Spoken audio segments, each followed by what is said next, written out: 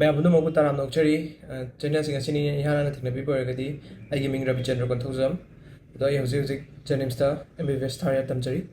मैं ngasi videos दी NEET experiencing दा याम खरदि sensitive ओइबा topic ने याम नुंगाइता जो फाविरंगनी हंता खाइदोखिबा नीट की एग्जाम दुई मतंग दने को नीट एग्जाम रिजल्ट दुई मतंग दने प्रॉब्लम मैम थोय मैम जो खंगबिरमनी को हाइदि सोशल मीडिया यूट्यूब ता फेसबुक ता इंस्टा ता ट्विटर दा सिगी हाइदि हैशटैग RENEET and मैम कन्ना वायरल ओरिबने को हाइदि हंदक तौरिबे NT की रिजल्ट से मैम पामनदबगी एग्जाम से अमोन हनबियु हाइबगी प्रॉब्लम मैम थोयने अदो याम सिगी जे चौराकपमा आइसुम खंगबदि लोय खंगनरबने सि खंगदब कनाम जावनरमरो दो चौराकपा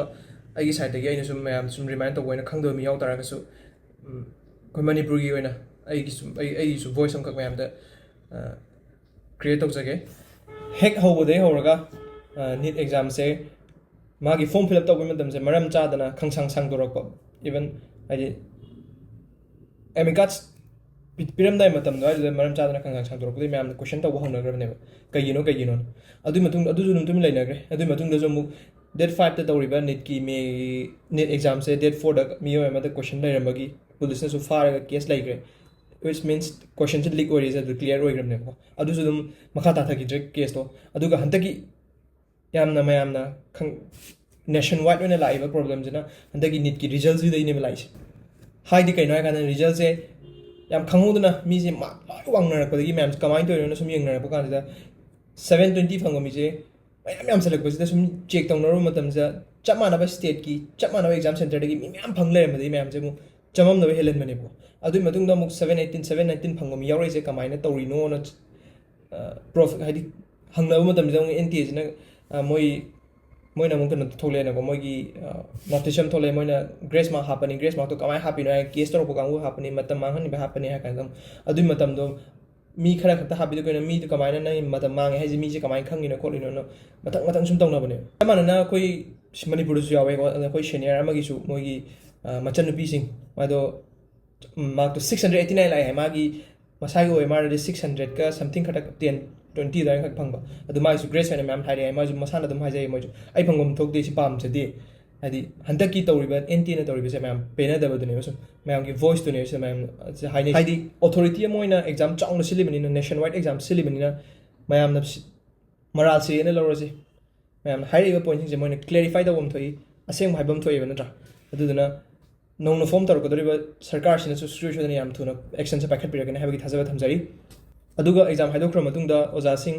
दि नेशन की IMA नसु डायरेक्ट PMO द मोगी ड्राफ्ट अम पिशनग्रे अदुगा कलकत्ता हाई कोर्ट नसु मदि दिल्ली हाई कोर्ट नसु मैम अम मोगी सीसी मतंग से प्रोब तौनबा NT न रिस्पांस पि दबा यारो हाइबगी मोगी अदु मैम अम दि लैरे also some good points है तरे अदुदुगा मीडिया हाउस मैम जु सी मतंग द फजना खना बहरे हादि सी जे इस नेशनल इशू ओइरे बको होजिसे आइदि तुमिना नमसन लरो हाइबगी थाजबा थमजरी अदुदुगा मैम की पामनेसिना सिसे तसेंग लान तारगदि प्रोब तौबियो केस अदुदुगा एग्जाम से हनबियो हाइबने अदुगा खरा अमना मु एग्जाम की रिजल्ट तो अमोहन री इवैल्यूएट तौरगा पैखादा अमोहन हाइदोबियो हाइबसे यावे अदु सिदी एग्जाम हनबा नत्रगा एग्जाम तो अमोहन हाइदोन हाइबसे कोइना ngambabudi nate कोइना सिदा कोइना तौबो ngam हाइबु नेशन वाइड से हुजि होंगबोंग सारि वरी जे कोइना कोई हाइबम थोपदो कोई तानबम थोको राइट्स लालिबो तो कोई पामजदे अचुम बिबियो कोई जस्टिस बिबियो हाइबसिना मो कोई थोवइदना को दुदुगा तौबिरको तौबिरक ता फंगम थोको तान तानगदोनि दुबु सरकार की मखुत दि लेरे कोइना द हाइरोबदि ngamde सिमयाम सिंगसिना मु इसादा नुंगाइतबा पेनदबा मफम मरांग खंगदबा हाइदि कन्ना होनजरिबा हाइतारे एक्सपीरियंस सिंगसे यामना कन्ना थवाई हचांग याउना चाही अनि हु मांगहनदना पैसा से इमा इपाना ताली थम्मे पैसा पैसा मैं थादर कान डॉक्टर से ओइदबे यादे अमा तौदबे यादे न पैसा थादर कान honour can't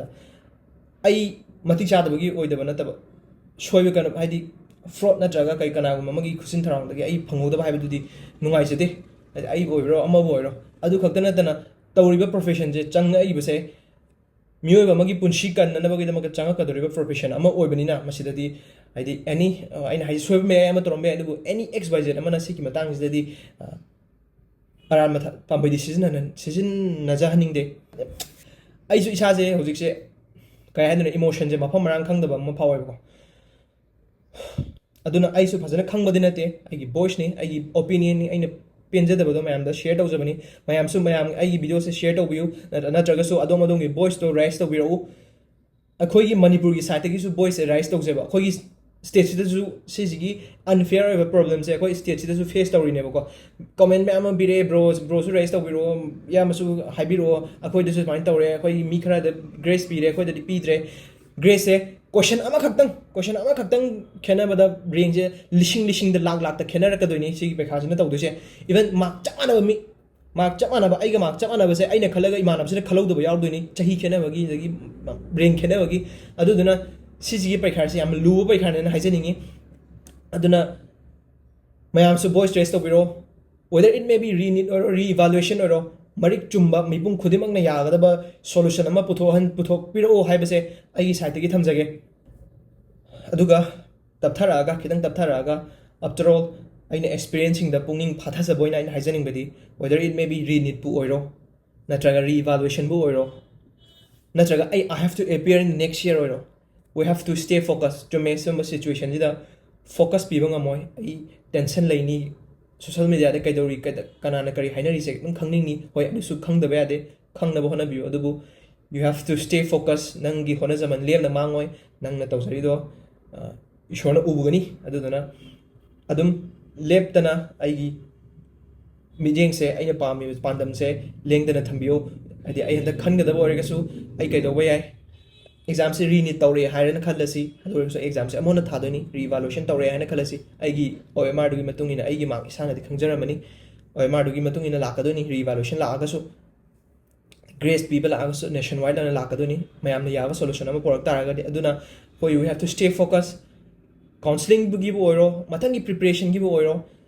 koi focus piraga mayam ingna chikna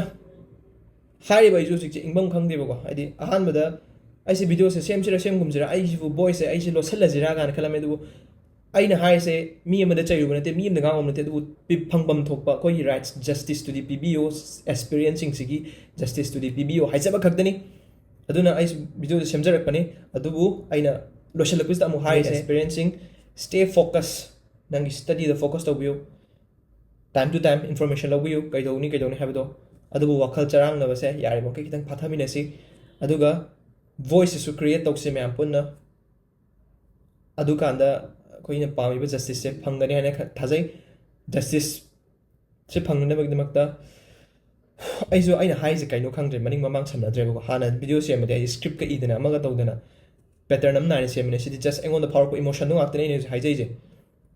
I am different ju khangde adu na why am haibju ngamde bo adu just lay me na moi taraga I medical tamba sadra moi na medical sigi de makta smain tarok se nungai taba phauja bagi experiencing gi de makta I su voice em ka create tawjar kane aduna